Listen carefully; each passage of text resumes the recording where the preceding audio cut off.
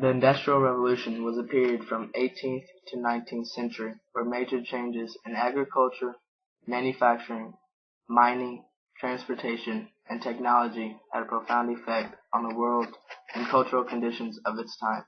It began in the UK, then spread throughout Europe, North America, and eventually the world.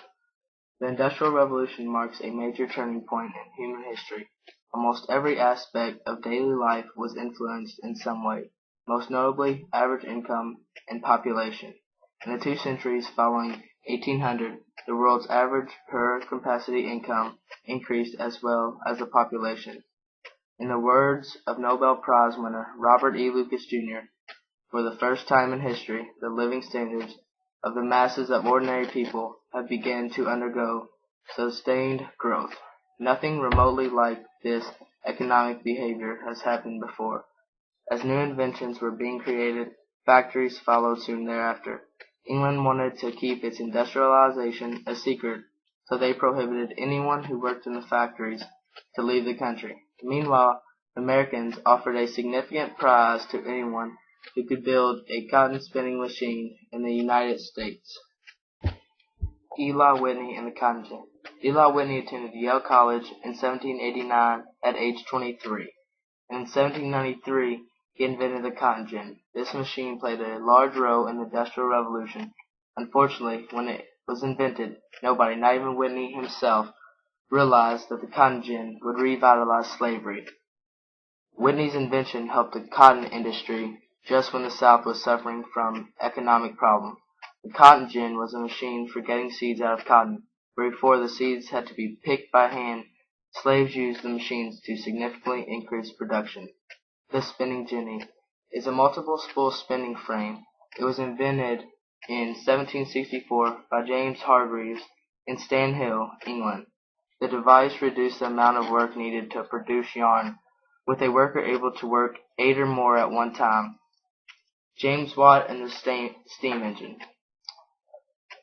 James Watt was a Scottish inventor and mechanical engineer whose improvements to the new common steam engine were fundamental to the changes brought by the Industrial Revolution in both the United Kingdom of Great Britain and the rest of the world.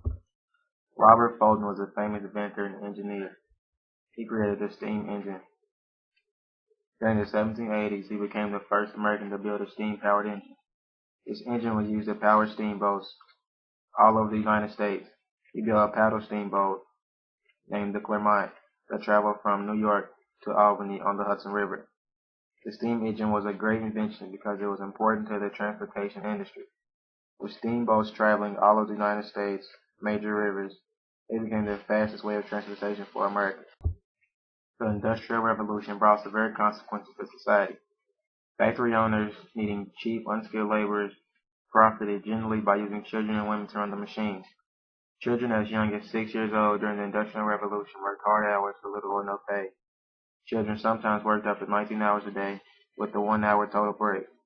This was a little bit on the extreme, but it was not common for children who worked in factories to work 12 to 14 hours with the same minimal break.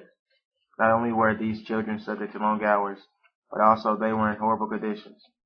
Large, heavy, and dangerous equipment was very common for children to be using or working near. Many accidents occurred, injuring or killing children on the job. Not until the Factory Act of 1833 did things improve.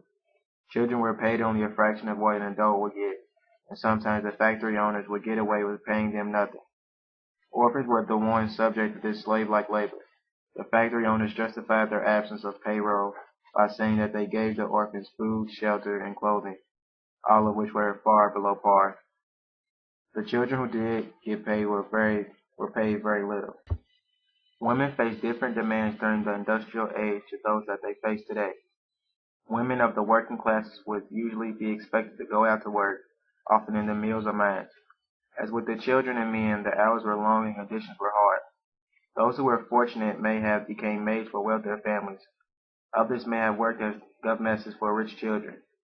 The less fortunate may have been forced to work in shocking conditions during the day and then have to return home to conduct the household's domestic needs, such as washing, cooking, and looking after children. Women also face the added burden of society's demand for children. The industrial age led to a rapid increase in birth rate, which clearly has an impact upon the physical strength of the mothers. It was not uncommon for families to have more than 10 children as a result of this demand, and the women would often have to work right up to and straight after the day of the children's birth for financial reasons, leaving the care of the newborn child to older relatives. As you can tell, the Industrial Revolution had both good and bad sides.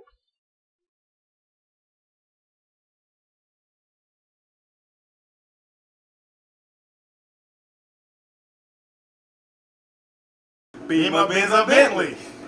Beamer, Benz, or Bentley. Beamer, Benz, or Bentley.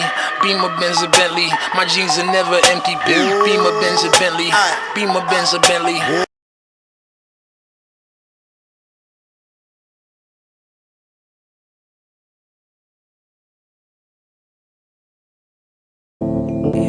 And the Nikes on my feet keep my cipher complete. Nikes.